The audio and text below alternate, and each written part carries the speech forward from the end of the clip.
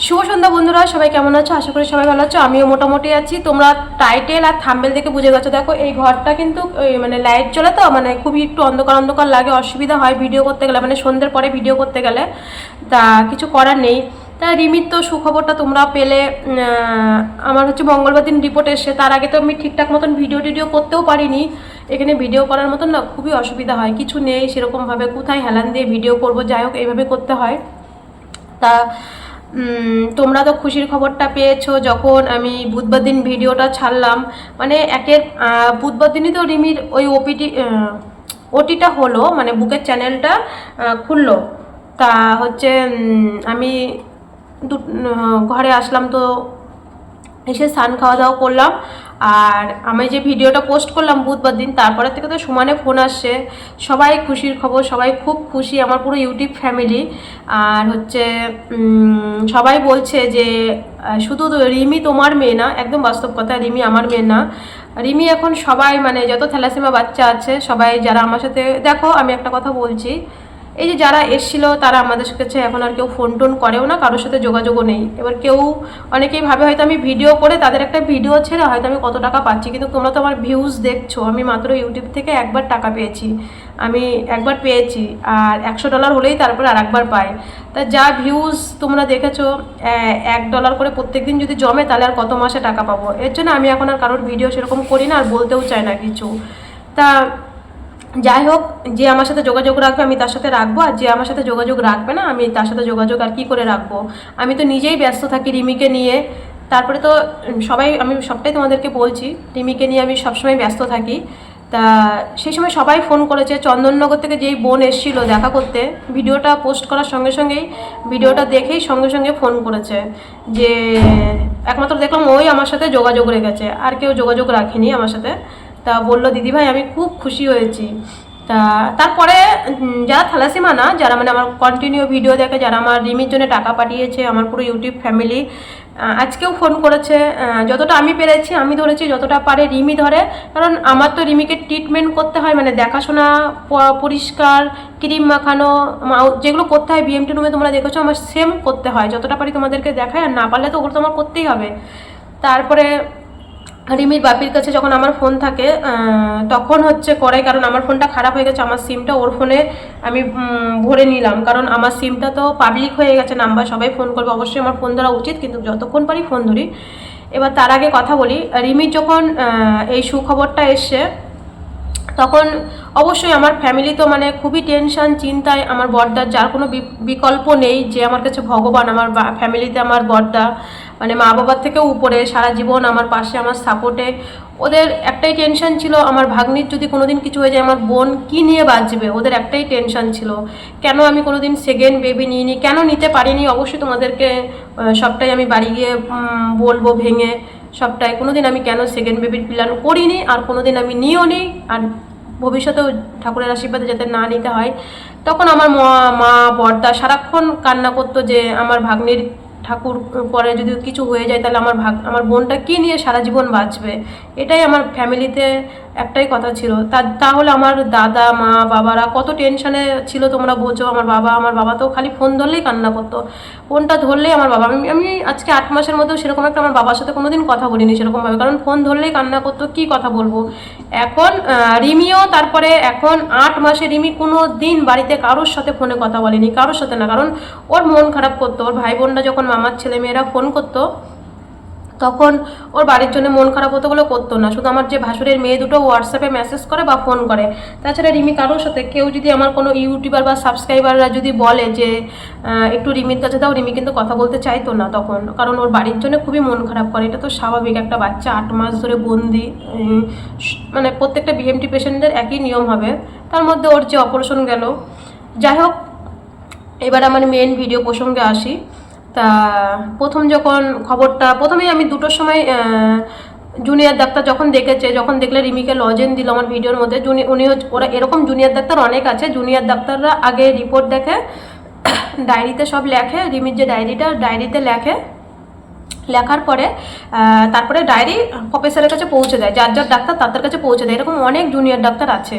তা ও রিপোর্ট তখনই উনি যেখানে কাইমেরিজম রিপোর্টটা যেখান থেকে আসে ফোন করলো যে রিমির হসপিটাল নাম্বার আর হচ্ছে ওর যে রিমি দাস বললো হ্যাঁ 100 তখন তো আমাদের খুবই আনন্দ, সেই সব কথা তো তোমাদের কাছে বললাম। তখন শুধু আমি ওই দিনকে জানিয়েছি শুধু আমার প্রথমে রিমির বাপি মনে হয় আমার বর্দাকে জানিয়েছিল, যাই হোক বর্দা পরে আবার আমার কাছে ফোন করেছিল। আর আমার বড় বৌদিকে, আমার ছোটদার সাথে সেরকম আমার একটা খুবই কম কথা হয়, আমার ছোটো বৌদির সাথে আমার বেশি, মানে আমরা দুজনেই, তোমরা যদি দেখো দেখলে ভাববা আমরা দুই বোন, আমার ছোটো বৌদি আর আমি একদম সেম সেম দেখতে। তা আমার ছোটো বৌদিকে আমি ফোন করলাম, তারপরে আমার মাকে ফোন করলাম, বাবা ছিল মাঠে, মা আর বাবা ছিল মাঠে, আমাদের তো চাষি বাড়ি। আর রিমি হচ্ছে অভিজিৎ ভাইকে মেসেজ করে দিল, রিমি অভিজিৎ ভাইয়ের সাথে বেশি কথা বলে, আমি দুই এক সময় খুবই কম কথা বলি, কারণ আমি তো অতটা মেসেজ করার স্পিরিট আমি পারি না, রিমি মেসেজ করে সবার সাথেই, বেশিরভাগ রিমি মেসেজ করে। তা আমার হোয়াটসঅ্যাপটা, আমার ফোনটা খারাপ হয়ে গেছে, তা হচ্ছে রিমির বাপির ফোন দিয়ে হোয়াটসঅ্যাপে অভিজিৎ ভাইয়ের সাথে কথা বলে, আর আমি যেই ভিডিওটা দিয়ে মানে ক্যামেরা করি ওটা দিয়ে, আর আমার ফোনটা আবার বাড়ি গিয়ে ঠিক করবো, কারণ এখানে একবার ঠিক করেছি খারাপ হয়ে গেছে, আবার ঠিক করতে হবে। তারপরে আস্তে আস্তে তোমরা দেখলে আমি শুধু আমার ফ্যামিলিকে আমি খবর দিয়েছি, ফ্যামিলি বলতে আমার দুই দাদা, দুই বৌদি আর মা বাবা, 6 জন, এছাড়া আর আমি কাউকে ফোন করিনি। আর আমি অত ফোনে কথাও বলি না, আমি খুব কমই কথা বলি, 2-4 মিনিট বলি, কারণ আমার রান্না বান্না নিয়ে আমি মানে এখানে টাইম টু টাইম কোথায় তোমরা সবটাই জানো, যদি আমার ভিডিওটি স্কিপ না করে দেখে থাকো অনুরোধ রইল স্কিপ না করে দেখার জন্য। তা আমি কিন্তু আমার দিদি বলো যাই বলো আমি কাউকেই ফোন করিনি, যে এই ঘরগুলোতে আমি কাজ করি সবার ঘরে ঘরে আমি কাউকেই ফোন করিনি, পরে ফোন করেছি। তো সবার প্রথমে আমি একজনকেই প্রণাম জানাই, তাকে তো কোনোদিন ফোন করতে পারবো না, রতন টাটা কোম্পানিকে আমি সারা জীবন যতদিন বাঁচবো তার প্রণাম জানিয়ে যাব, তার ফটো আমার ঘরে পরবর্তীতে আনবো, তাকে আমি প্রণাম জানাই, সে যদি না থাকতো আমি এত দূর আসতে পারতাম না। তারপরে আমি অরিজিৎ সিং স্যারকে, মানে ওনার যে অ্যাসিস্ট্যান্ট, আমি কালকে ওনাকে হোয়াটসঅ্যাপে মেসেজ করেছি, কারণ যারা বড় বড় মানুষ তাদের কিন্তু ব্যস্ত থাকে, কারণ তারও একটা যে তাদের হসপিটালের অ্যাসিস্ট্যান্ট তারাও ব্যস্ত থাকে, অরিজিৎ সিংয়ের যে মায়ের নামে যে হসপিটালটা হচ্ছে সেই অ্যাসিস্ট্যান্ট ব্যস্ত থাকে, আমি তাকে কালকে রাতে মেসেজ করেছি। এই দুইজন হচ্ছে মেন গেল। আর মেন আমাকে যে সবার প্রথম টাকা দিয়েছে বলতে কি সে লোকের কাছে সাহায্য চেয়েছে, সেটা হচ্ছে আমার দিদি। আমার দিদি বলতে কি আমার নিজের দিদি না, আমি যে ঘরে কাজ করি, তোমরা একটু হোয়াটসঅ্যাপে তার যদি ভয়েসটা শোনো তাহলেই বুঝবে। প্রথম যখন দিদির সাথে আমার কথা হয়, আমি তোমাদেরকে হোয়াটসঅ্যাপে ভয়েসে কথাটা শোনাচ্ছি, কারণ প্রথম কাইমেরিজম যখন রিপোর্ট এসে দিদিকে সবার আগে জানিয়েছি। আমি দেখো আমি এতটাই ব্যস্ত ছিলাম যে আমি কাউকে বিএমটি রুমে, আমার বিএমটি হয়ে গেছে তবুও আমি দিদিকে জানাতে পারিনি, দিদিকে জানাইনি, কারণ রিমির যে কিডনিতে ইনফেকশন হলো, ফুসফুসে ইনফেকশন হলো, সারা শরীরে যখন ওর ইনফেকশন হলো আমরা এতটাই টেনশনে ছিলাম, আমি দিদিকে জানাইনি, বরং দিদির ডিউটি অবস্থায় দিদি আমাকে জিজ্ঞাসা করতো, কারণ আমি যেই ঘরে কাজ করি দিদি, মানে প্রত্যেকটা ঘরেতেই যে কাজ করি দিদিরা প্রায় 2 থেকে 2.5 লাখ টাকা মাসে ইনকাম করে, ওরা স্বামী স্ত্রী দিয়ে অনেক টাকা ইনকাম করে, আমার মতন রূপাকে ওদের দিনের মধ্যে 4-5টা কেনার মতন ক্ষমতা আছে, কারণ ওদের ফ্ল্যাট ভাড়ায় 1.5 লাখ টাকা নিত। হ্যাঁ আমি সেটা তোমাদেরকে বলছি। তা বন্ধুরা সেই আমার দিদির সাথে প্রথম কথা হয়, মানে আমি যখন রিমির যে বুকের চ্যানেলটা যে কালকে খুলে আসলো ওটার অপারেশনের সময়, তোমরা একটুখানি আমার দিদির, মানে সব দিদিকেই ফোন করেছি, কিন্তু যেই দিদি প্রচুর পরিমাণে লোকের থেকে মানে সাহায্য চেয়েছে, একজন চাকরি করে, সে প্রায় বললাম না 2.5 লাখ টাকা মাসে পায়, 2.5 লাখ 3 লাখ টাকা পায়, স্বামী স্ত্রী প্রায় 7-8 লাখ টাকা পায়, বললাম না আমার মতন রূপাকে দিনের মধ্যে ওরা কিনতে পারে আবার বেচতেও পারে, ওদের এত ক্ষমতা দিদির। বললামই তো, দিদির একটুখানি ভয়েস শোনো, মানে প্রথম যেদিনকে রিমির বিএমটি রুমে ঢুকাবো, দিদির আশীর্বাদ, মানে বিএমটি রুমে যেদিনকে ওকে অ্যাডমিট করা হবে, তার দিদির আশীর্বাদটা নিয়েই আমি সব কিছু করেছি। আজকে আবার রিমির অপারেশন ওটি হলো, এই যে বুকে হচ্ছে চ্যানেল করলো, কাল থেকে হয়তো রিমিকে কেমো দেবে, আর কালকে হয়তো আমাদের বিএমটি রুমে ভর্তি করবে। তোমাকে তো এতদিন বলতে পারিনি, আজকে 1 মাস ধরে হসপিটালে ভর্তি ছিলাম, আর রিমির অবস্থা খুবই খারাপ ছিল। আর দেখো ওর হাতে না এত স্যালাইন করেছে, ওর হাতে শিরাই খুঁজে পাচ্ছে না, পুরো টানা 1 মাস হসপিটালে ভর্তি ছিলাম। আর এর জন্য 7 আগস্টে আমরা বিএমটি রুমে ভর্তি হতে পারিনি, আজকে রাতে নাই কালকে বিএমটি আশীর্বাদ করো, কালকের থেকে তো ওর বিএমটি চালু হবে, তোমার আশীর্বাদটা তো অবশ্যই দরকার, এর জন্য তোমাকে আজকে রাতে আমি জানালাম।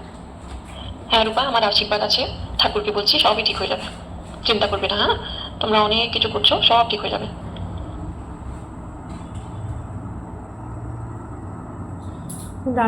অনেক ভয়েস দিদি রিমি বিএমটি রুমে ভর্তি হয়ে গেছে, ওর 15টা কেমো হয়ে গেছে।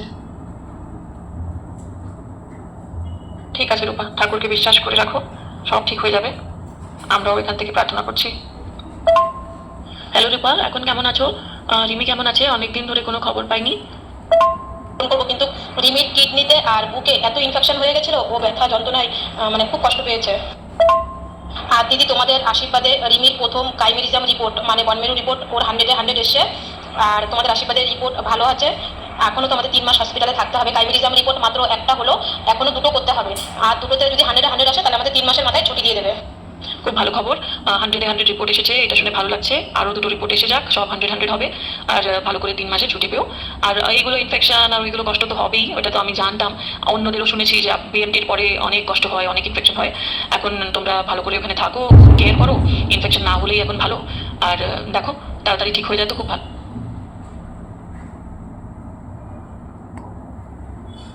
তারপরে হ্যাঁ হ্যাঁ, সেটা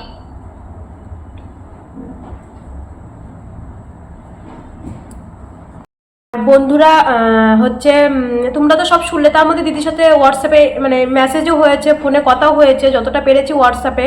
আর দিদির সাথে কালকে রাতে কথা হয়েছে, মানে বনমেরু যে সাকসেসফুল হয়েছে, মানে বিএমটি যে সাকসেসফুল হয়েছে সেটা দিদিকে তোমরা ভয়েসে শোনো।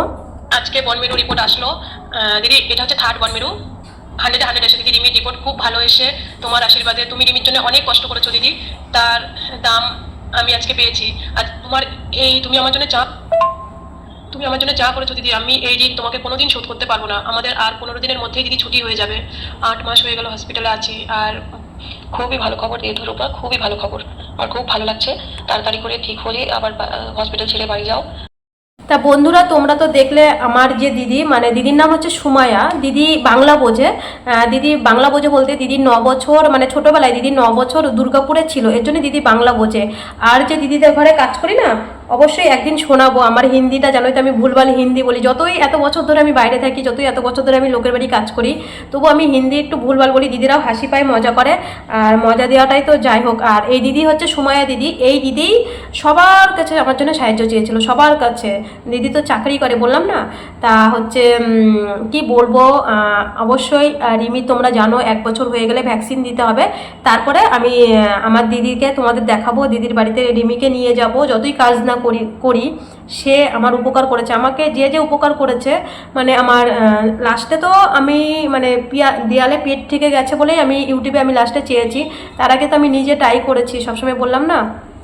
তারপরে বাহাদুর ভাইকেও আমি বাহাদুর দাদা ভাইকে, তোমরা তো জানো আপনজন বাহাদুর দাদা ভাই, সে রিমির খবর নিত, কিন্তু কোনোদিন আমি ফোন করিনি। আমি খালি একটাই ভেবেছি, তোমরা দেখেছো সে কি পরিমাণে লোকের থেকে 2 টাকা 3 টাকা নিয়ে। সব থেকে আমার বড় প্রাপ্য হচ্ছে, আমি সবাই আমাকে হেল্প করেছে, তার থেকে বড় প্রাপ্য হচ্ছে আমার হচ্ছে বাহাদুর দাদা ভাই আপনজন। দাদা ভাই যখন বিএমটি রুম থেকে বের করে নর্মাল ওয়ার্ডে দিয়েছে, সেদিনকেও ফোন করেছে। তারপরে বললাম না, আমি তো অরিজিৎ সিংকে টাটাকে কালকে জানিয়েছি। টাটা তো জানাতে পারিনি, আমি কি করে জানাবো। ওরা বরং আমাদের কাছে ফোন করে, আমাদের ট্রিটমেন্ট কীরকম চলছে ওরা ফোন করে টাটার থেকে। আবার যখন ফোন করবে বলে দেবো। তারপরে অরিজিৎ সিংয়ের ওখানে বলে দিয়েছি স্যারের অ্যাসিস্ট্যান্টকে বলে দিয়েছি, বাহাদুর দাদাভাইকে বলে দিয়েছি, কালকে দুপুর 2টোর সময় বলেছি।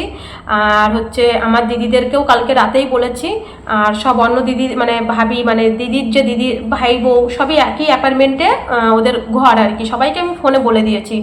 আর দেখো অনেকেই ফোন করেছে, আবার আমি অনেকেই, এবার সবার ফটো তো আর আমি ইয়েতে দিতে পারি না, মানে থাম্বনেলে দিতে পারি না, তারা ইউটিউব করে না। আর একটা কথা বলছি, যখন পিয়া বোন আমাকে 3 লাখ টাকাটা লাস্ট দিল, আমার যখন দেয়ালে পিঠ থেকে গেল, আমি কোনো পুরনো কথা তুলছি না। পুরনো কথার সাথে আমার কোনো, এখন আমি পুরনোতে কি হয়ে গেছে, পিছনে আমার কি হয়ে গেছে, আমি সেটা এখন আমার সামনে আগাতে হবে, সামনে। এবার আমি যখন পিয়া বোন আমাকে টাকাটা দিয়েছিল, টাকাটা দিয়ে আমাকে হোয়াটসঅ্যাপে মেসেজ করেছিল, তখন 3:10 বাজে, হয়তো 3:10 বাজে।